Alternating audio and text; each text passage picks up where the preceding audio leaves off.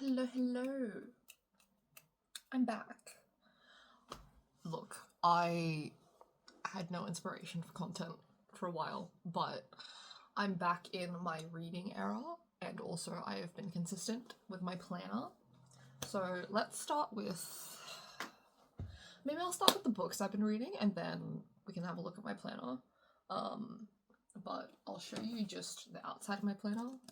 My Soy Toy Club Astro Boy sticker. I'm wearing sweater, but I'm gonna do like an actual desk view when we go through this, so I'm not gonna show you the planner right now. But the books I've been reading. Okay, so I have some of the physical copies. I'm gonna go in order, but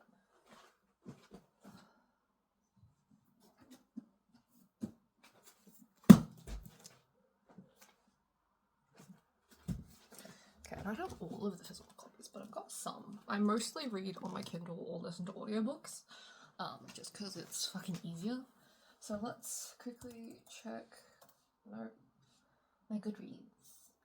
So the first book I read in January of 2025 was King of Greed by Anna Huang. That's bright as hell. I started the series obviously in December in 2024, but I started the year with King of Greed, so follows a couple that we've already kind of been introduced to in the previous books, Dominic and Alessandra. The whole book is basically groveling. He is groveling and begging for her to come back, and so it's kind of second chance romance. A rich man groveling? Say less. Say less. I liked that we got, like, we saw, like, scenes of their past and stuff, and, like, got to see how they got to the point of kind of her feeling very neglected and that he doesn't even love her anymore, because of his journey getting to where he is and where they are and what he's been able to provide for her and what he thinks that she needs versus what she actually needs. And I enjoyed their journey kind of coming back to each other. I thought it was lovely. And honestly, like, even the smut scenes I didn't really care for. They weren't bad or anything, but I feel like that wasn't really the point. And I cared more about just them together, forgiving each other, being there for each other, things like that. So, okay, her forgiving him, not forgiving each other, her forgiving him. But just, they were cute. I liked it. I was happy with where it was going and how they ended up. But the book was low-key overshadowed once I read King of Sloth. So that one I gave 4 stars. This one, 5 stars. And it's the only one in the series so far that I've given 5 stars. I honestly didn't think I was going to give any of these books 5 stars because they're just kind of quick little contemporary billionaire romances that I just wanted to kind of start my year off easy. Sloane, my love. I love her. She was my favourite character. Even when I was reading, like, the previous books, I was like, I need her book, like, stat. Like, now. And I was hoping her book was going to be 3rd, but then I was like, fuck, I'm going to make it through the 3rd book to get to the 4th. And I did enjoy the 3rd book, but I was really mainly looking forward to this one. So, hold up. That Bandit? Oh! Here, you can have a look at Bandit while I yap. So this was Sloane and Xavier. So she's the publicist for Xavier, and she's like, get your fucking shit together, keep your shit in check, or I'm gonna fucking kill you, basically. She's not actually gonna kill him, but, like, you know. And she's like the ice queen, or she's meant to be super cold, but really she's just kind of awkward and is scared of being vulnerable and trusting people because, trauma. And the way he kind of helps her open up and, like, allows her to be vulnerable and encourages it and does it back, and also their smut scenes were, again, not the point, but, like, you're not reading this for wholesomeness, you know what I mean? But I really liked this. This, if you read of these books. Like if you only want to read one, this one was it for me. And just the kind of thing where it's like, no, we can't. I am technically your manager. Like, you know, we can't do this. Your dad hired me. And he's like, but we can. No one has to know. And she's like, they'll know. And it's just, I enjoyed it. It was fun. I had fun, okay? That's all that matters, right?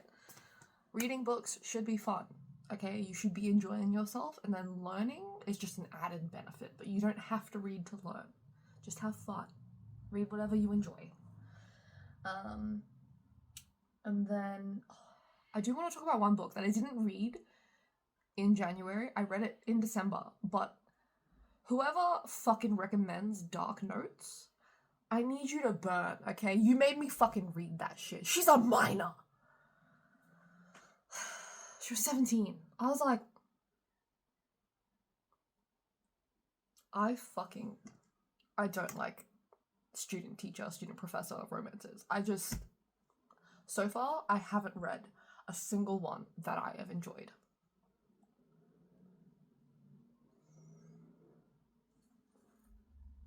Yeah, I'm pretty sure I haven't enjoyed a single teacher-student, professor-student romance. That shit just rubs me the wrong fucking way.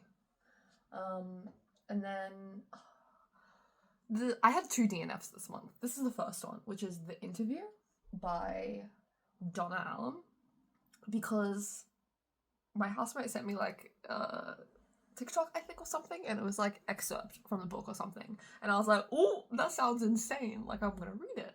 I couldn't even make it through the first chapter, okay, because it's her brother's best friend or something, and he's like a CEO or some shit, I don't know, more rich people, and she goes to see him in his office after, like, I don't know, I think like she hasn't seen him in a while, and I think she was wanting to apply for a job or something. I don't remember. All I know is she's walking into his office, and they haven't seen each other in a while. And he's just, like, acting all daddy dom and, like, telling her to strip or lift up her skirt or some shit like that. And I was like... And he called himself daddy, and I was like... Ew. Like, I was like, ew. First of all, you're not an actual DILF, so get away from me. And it just rubbed me the wrong fucking way. I got such an ick. So... that was a very fast DNF. I love Smut as much as the next person, but have some plot, have some fucking decorum. Like, what happened to hi, hello, how are you? You know? And then I read Kingdom of the Wicked. I actually read the whole series, but I'll kind of try and address each book as it is. So, Kingdom of the Wicked. God, it's been a while, so I'm trying to remember. I'm only fucking halfway through January, but I just need to talk about these books. Kingdom of the Wicked follows Wrath, and I'm forgetting her name. Whatever. Main couple. I believe the series is young adult, which I believe tracks. It's not super spicy or anything. They're sort of enemies to lovers. Yeah, I would say they're enemies to lovers.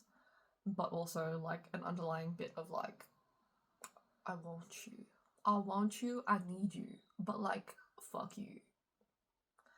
And, like, I don't know, it was just fun to read, and I liked seeing her go from this soft, sweet girl to becoming vengeful, and it especially becomes that throughout the 3 books. She develops more into a kind of hateful person while still holding true to who she is at her core and truly just wanting to help people, but also, like, if you get in the way or hurt people she cares about, she'll fuck you up. And so I gave the first 2 books 4 stars. The first book, it's kind of like establishing characters, establishing settings, establishing the plot, and kind of sort of mystery of, like, who's doing this, who's killing it, who's killing these people, who's behind all of this, and who's involved, who can you trust, what the fuck is all of this, what is going on, basically. Introducing some of the characters, especially, like, the main kind of characters and those main side characters. And then the second book, Kingdom of the Cursed, you then kind of enter wrath, or like the kingdom of the sins.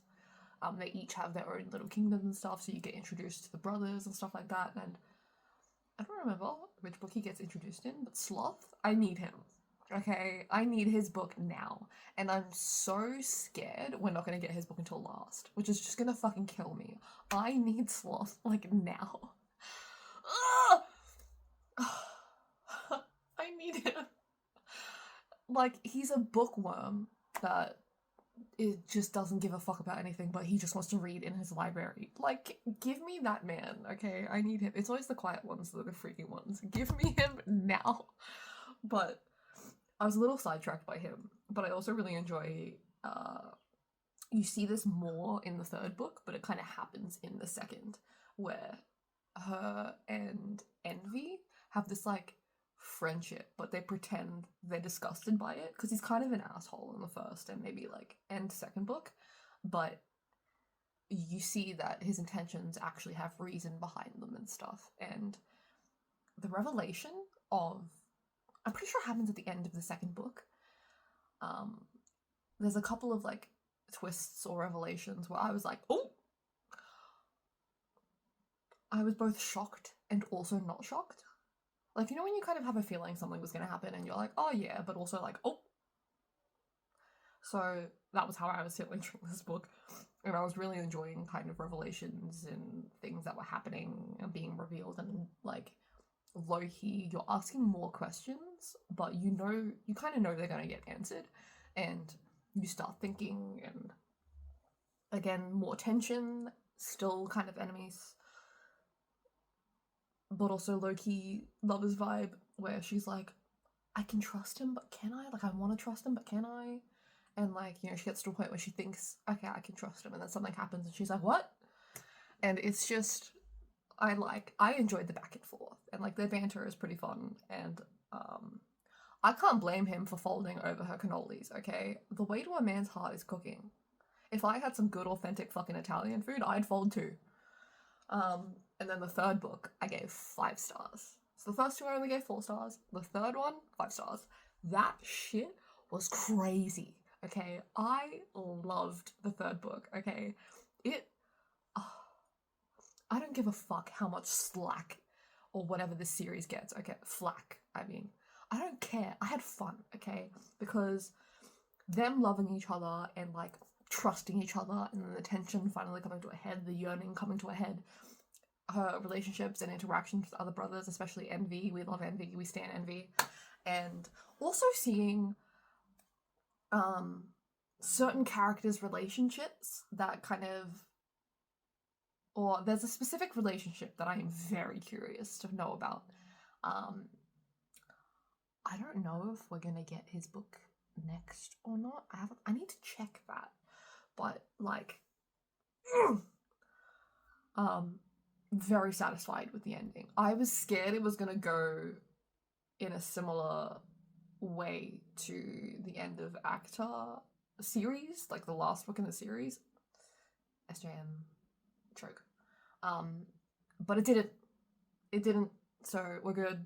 We're good. I was so scared, but no, we're fucking good.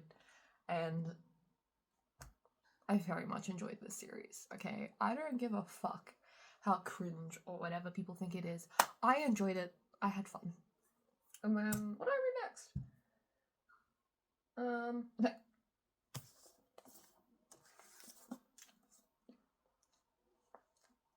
My favorite book of the month so far.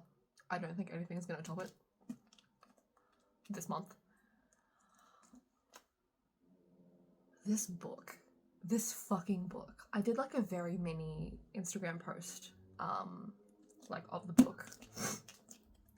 This shit altered my brain chemistry. And I'm not exaggerating. Black vampires, enemies to lovers, tension, yearning, mystery. Not necessarily high stakes, but sort of. I'm trying to like think of how to describe the high stakes without spoiling. But like, the house is kind of the stake, I guess. And like, I love this fucking book. My housemate got it for me for Christmas. / my birthday. And bless her fucking soul. This was on my TBR, but like I wasn't in a rush to read it. But because she got me this, I was like, I need to fucking read it. So when I finished Kingdom of the Wicked series, I was like, I need to read this.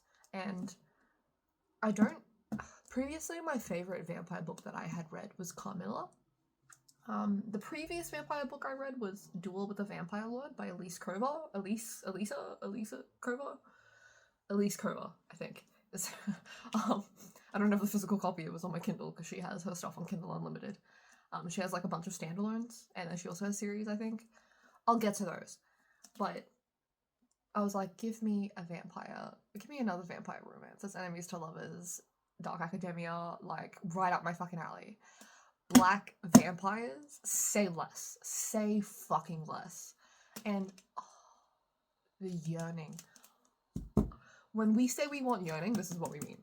When I say I want yearning, this is exactly what I fucking mean, okay? I devoured this in one day. It was so fucking good. Like, my favourite vampire book I've ever read. Carmilla, You Have Been Dethroned. This was so fucking good, okay? Like,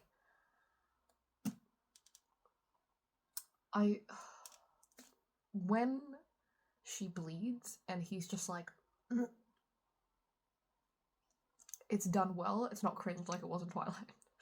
He's not like, it's just, like, you can see that he wants it and he wants to drink it, but he's like, nope, I will not do that. Just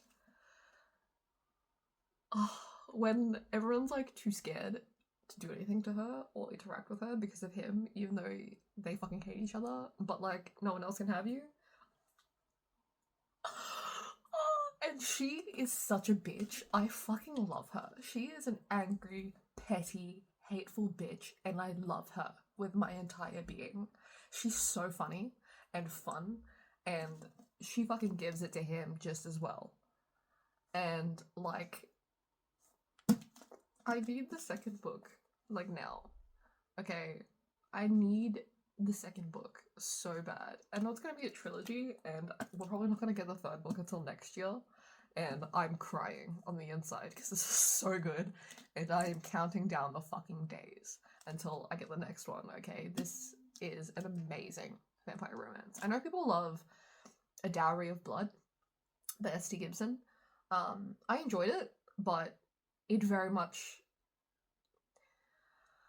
It was an interesting romance. Not exactly my style of romance. I enjoyed the style of writing because it was very gothic. But this was exactly what I needed. This is what I needed, okay? I miss them so much. I don't remember if they actually smash in this or not. I know there's like a couple scenes where it's like a little bit, but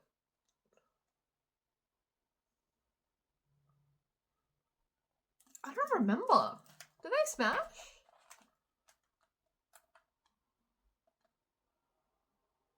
I think so.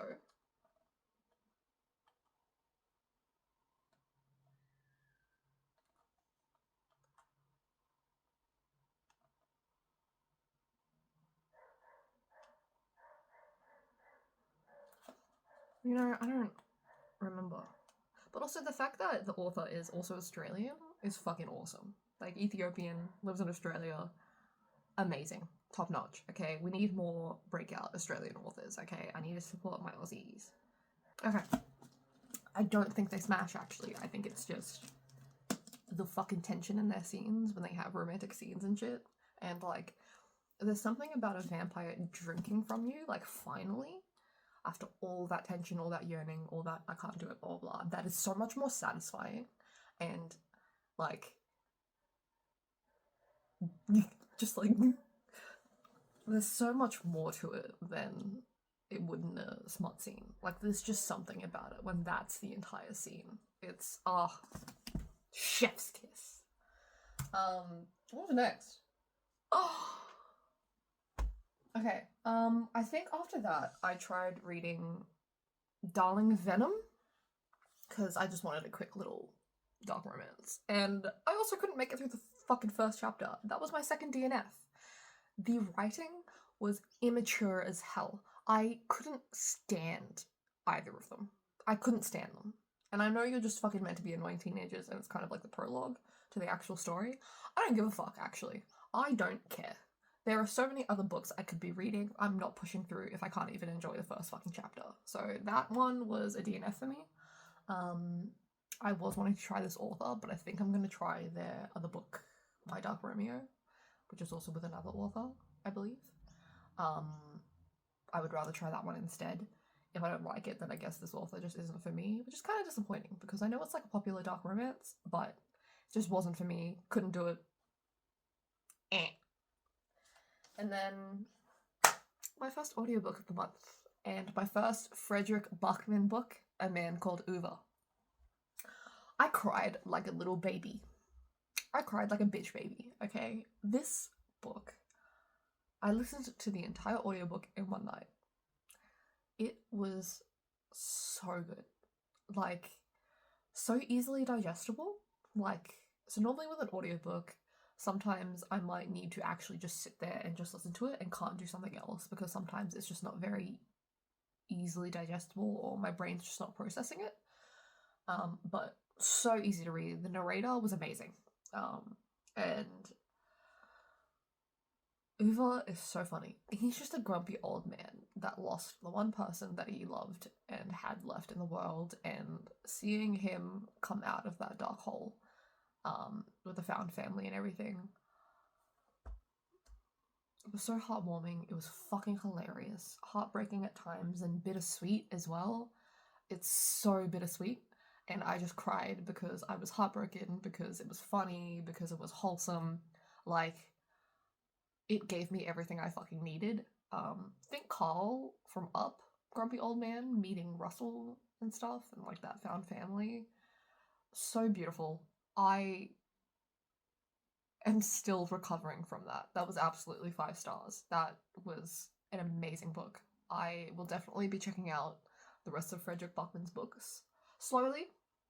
I am still a dark romance fantasy girly at heart, but in university I was a big literary fiction reader and a classics reader. I had my fucking fill of that in university.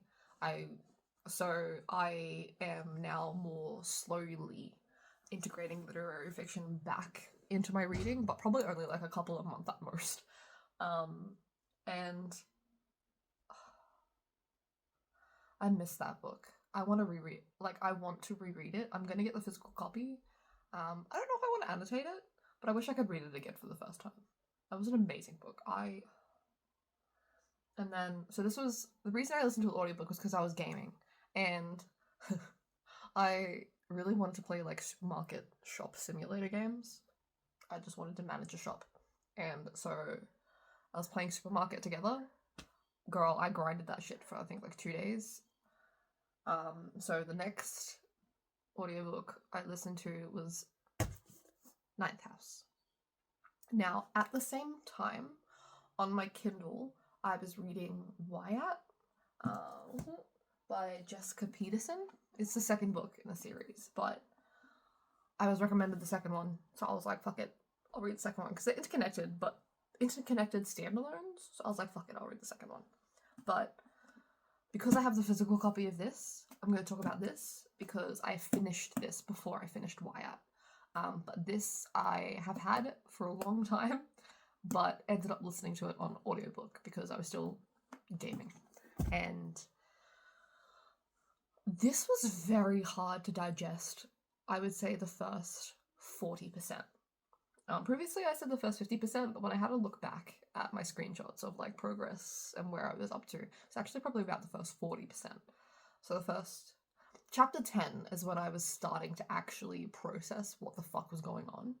But in the beginning, it is a very confusing plot. I had no idea what was going on. I was like, who are these people? Why are we doing this? What the fuck? Like, I had no idea what was going on. And I wasn't sure if I was even going to be able to end up finishing or continuing this book. I was like, maybe I need to give it a bit more time. Maybe I'll try again like the next day when my brain is a little more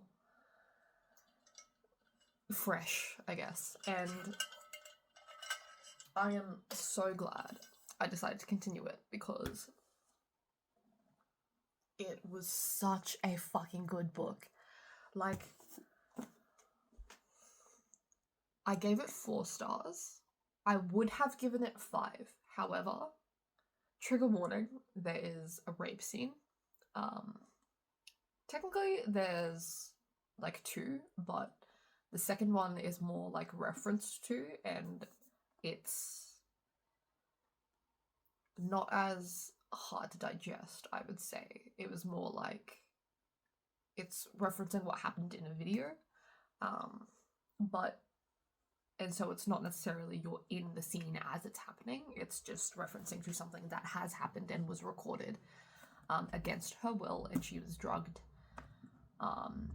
It's not the main character, it's a side character, but that's the second one. But the first one was really fucking hard to listen to.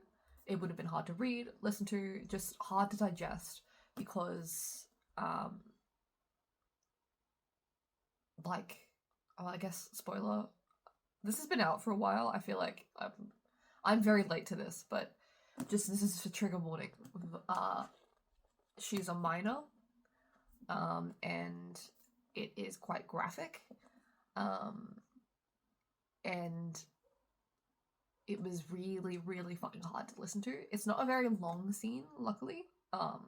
It's quite short, but we did not need it to be as descriptive as it was. You could have just referenced that it happened. Could have just said, like in one fucking paragraph, you could have just referenced to it, and it would have made just as much sense to the plot and to the story. We did not fucking need that much description. And I know it's a dark book, but I feel like no matter what, we do not need graphic depictions of rape, ever. It is not needed. It can be a cutaway scene, fade to black, you're referencing to it. We don't need it. And that's saying one of my favorite books that I've ever read, it is still one of my top books, has a graphic rape scene in it, and I feel like that one was kind of relevant and important to the story, but also could have been a fade to black. I'm talking about A Little Life. Very much could have just been fade to black. But this was hard. Like, that scene was hard, and the more I think about it, the more I'm like, we did not fucking need that. And I read dark content. I am very much an enjoyer of dark content, and that was not it. But the rest of it was amazing. I would say romantic subplot between the main 2 characters was, I liked how subtle it was, and there's a party scene where he kind of gets influenced by the drug from, she calls herself a goddess. I don't remember if she actually is or not, but like supernatural shit. There's magic and shit, and well, you can get influenced by this magic and shit like that. And it happened to him, and that was in chapter 10, I believe. I actually really enjoyed that, even though, like, they're not in control, or he's not in control of it and stuff like that. I just liked that, because when he was so guilty and regretful afterwards and stuff, it showed her kind of that, like, it's not good when sexual assault and shit like that happens, and he was obviously drunk, so technically he was also fucking assaulted, because it wasn't him necessarily. And just, he truly is a gentleman, but also I like their banter and how much shit they give each other. And at first I wasn't sure how I felt about her character. At first she kind of felt like those, like, oh, I'm a badass, but like, she's actually kind of cringe. But because I was just like, girl, get your fucking shit together. However, as the book went on, we saw more of her backstory and stuff like that. I was like, oh, no, you know what? You take your time, queen. You take your fucking time. Like, sis has trauma to fucking work through, and I completely understand why she's done what she's done and how she is the way she is. And then as the book goes on, seeing her kind of develop, solving mystery. Turner. I need Turner so bad. Can I have that man, please? And thank you. Like, I know he's not a romantic interest at all, but like, can I have him? He's so attractive. fuck cops.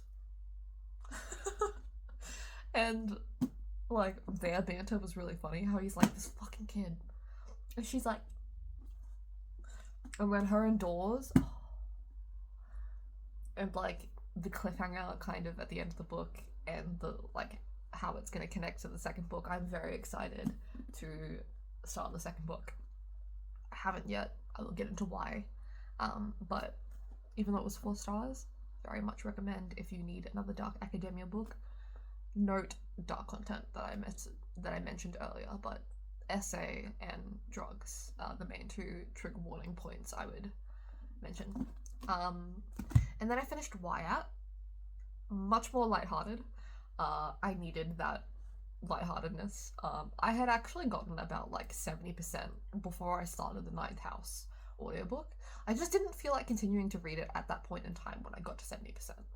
I think because I had to go to bed, and then the next day I was like, I'm gonna game, I don't want to read. And so that's why I listened to the audiobooks, and I cannot listen to romance audiobooks, okay? That shit's cringe. I can't do it. As soon as they start dirty talking, I'm like, no, get out. But oh my god, when I was continuing the book, as I was trying to get back into it and stuff, I was like, is this as good as I remember? And then the smut scenes, I had to take laps, okay? That shit is 5 stars. The smut.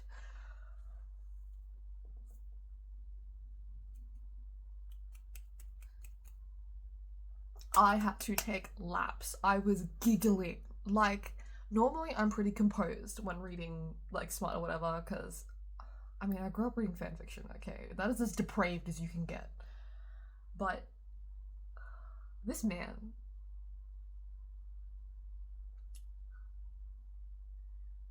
I loved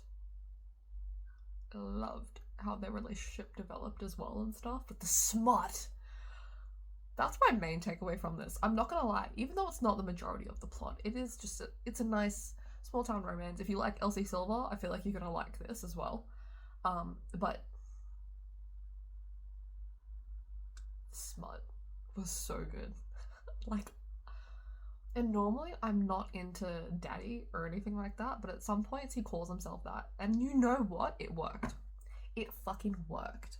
I was like, you know what? I accept it. I accept it. And he calls her Sunshine, which is really cute. If he called her Kitten, I would have been like, okay, we're out. We're done. We're done here. But Sunshine is very cute. And I thoroughly enjoyed it.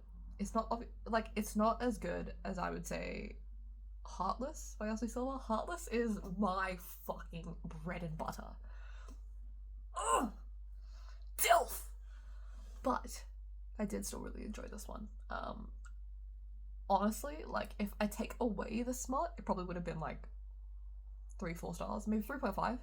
But with the smut, 5. Yeah, that shit was good. That shit was fucking good. And then, fuck, what was next? That was it. I've started my... Where is it? I started Queen of Blood because I'm a part of Kat Karras's Cootie Book Club on her Patreon, and Queen of Blood is this month's read. So I'm going to read that because I have it loaned from the library, and it has a shorter loan time than Hellbent. So I need to finish that before I start Hellbent, because Hellbent doesn't need to be returned until like February. And then my literary fiction that I chose, I think it's literary fiction, that I chose for February it's an Adrienne Young book, although I think that might not be available until March. But then I'm also going to be reading The Familiar. I have the paperback, but I do have the audiobook loaned from the library, and that's like the last one that I'll listen to. But I do want to get to annotating this because I just really enjoyed it, and so I might do a reread and annotate. It might make a bit more sense the second time around when I get to it, but we'll see how I go with time. But those are all the books I've read so far in January. It is currently the 17th, and I think that's what, like 10 books? Let me look. Is that 10 books? Hold up. God, the fucking Goodreads website needs to get shit together. My books? 11 books. I finished 11 books so far. I am on a fucking roll. And I'm gonna aim to finish Queen of Blood today. I should be able to, because it's Friday, so I'll be able to stay up later. And then I will get to Hellbent. But next we have my planner. Oh my god. Exciting. Please excuse the mess. I just broke this from my desk clamp tripod.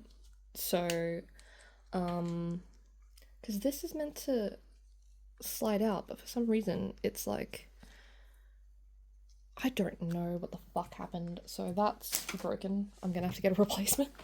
So for now, we're gonna use my floor tripod, which isn't as high, but it's fine. This is the mess that happens when I plan. But so I know I previously talked about my 2025 lineup. Currently, this is my main one that I'm using, and this is the only one I'll probably really focus on. I did order a reading journal, but we will wait until I actually set that up. But technically I haven't finished setting this up because I've got tabs here and I forgot to get more for this part, so we'll wait for that. This is the A5 Gingham Hon. I've got TCMC sticker. I made a little pocket with the vellum. This is just a monthly. Got a little, that's from QC. This is a Korean artist, I don't remember. That's Worm Kids, I believe. This is, oh, what the fuck is her name? Does it say? Especially TCMC. And so I haven't got the yearly glance stickers yet. I will get those. And then, so I'm currently just tracking my health. So like symptoms of if I have pain, headaches, anything like that, just so it's easier for me to kind of see how my health is around specific times. And then we've got monthly. So I track my medication with this little monthly tracker because I needed to use those up. And then these are just things I need to do with the month. I didn't plan on having a reading journal initially, but now because I'm reading so much again, I feel like it. But for now, I just track the books I finish on the day that I finish them, just so it gives me like a little overview, excuse me. And I just track kind of important things and appointments and whatever. I've done the first 6 months because I only bought part 1 bundle. I will buy the second bundle kind of as we get closer to the middle of the year. And then we go into weeklies. My favorite section. The A5 weekly section is my bread and butter. It is my favorite. Because right now in Australia it's summer. I kind of wanted to use summery kits. But this one, it was raining all last week, so I used the gloomy kit. Obviously this was New Year's week. So this is my kind of, and then I felt like doing next week as well. Again, a more summery themed kit. And then Lunar New Year. Now I'm kind of busy this week because I've got my Bad Omens concert. My friend is coming to visit and we're going to stay in a hotel for a few days. So I've kind of done that in advance. Normally I don't do this much in advance, but just because I know I'm going to be busy, I figured I'd do it in advance. So I track, obviously, in my sleep, and then if I've read, if I've written, like actually journaled and planned, and then no spending. So if I mark it, it means I didn't spend. I need to definitely improve on that. And then we have daily sections. I'm not going to really like in-depth go through daily, but like I've got TCMC prompts and then I answer those in the corner. I started using a little stamp. And then I also track if I'm watching. I'm always watching YouTube, to be honest, but sometimes I might watch or continue a binge of a series. And then I also mark in what I'm reading on the day. And, you know, tasks. If I get packages and stuff, I subscribe to this artist's Patreon, so I get the mail. Yeah. And that's pretty much it. That's kind of all I've done in my planner so far. I'm very much enjoying myself. And the stickers I mainly use, so I've got... Okay. So this has my tiny icons and more like daily stickers. So tiny icons, I've got little journal ones, movie ones, Kindle. This is for like my habits. Coffee from Pippi Bits Co. Always gonna have coffee stickers because I have coffee like every day. It's not real coffee though, it's like instant most of the time, so it's kind of lazy. And then I have my TCMC binder. This is all TCMC stickers. It's not all of my TCMC stickers because I have this reusable sticker journal. I don't remember the artist's name right now. Oh, Dismal Witch. I got it from Etsy. And I just really fucking love this cover. And so all my spare TCMC stickers, my previous year's, you know, spare parts of the bundles, all my emoji stickers, and then this is Midori. These are just spare little small artist stickers. Daiso. This is from Suwang, Korean brand. More Midori. My Pepper Bits Co stickers. Planner Monkey Co. These were Moleskin. Some of these are Planner Monkey Co. Some of these are See Amy Draw. PMD stickers. They're Australian based. And Moody Cats Design Co. I also love. And that's all I've done so far. There's a lot of pages in this, but as you can see, I do like collecting stickers.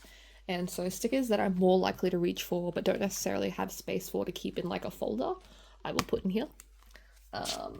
And I normally use, so I've got TCMC Ruler, Tombow Furinosuke in Soft and Hard, Muji Gel Pen, The Goat, and tweezers. I just got these from Daiso. They're like nail tweezers, but obviously I use it for normal. That's pretty much all I use. I might also use my hobonichi pencil board. I already have a A5 sized one in my A5. And that's kind of what I use mostly, or have been using so far this year. For my reading journal, I don't know if I'm going to film a setup or if I just kind of want to have fun with it. I kind of just want to have fun with it, and then maybe I'll show you after I've already set it up. But that's kind of been the vibe. God, my desk is messy, but I'm just so lazy. But that was a quick little catch up. First video of 2025. That's crazy. So I'm not sure if I want to regularly upload or just kind of upload when I feel like it, but I don't know, I had fun.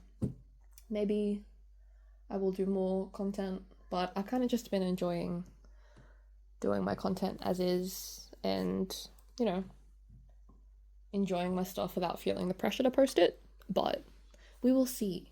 It's all about the mood and how I feel and how much energy I have, but I hope you guys enjoyed, and I will see you next time.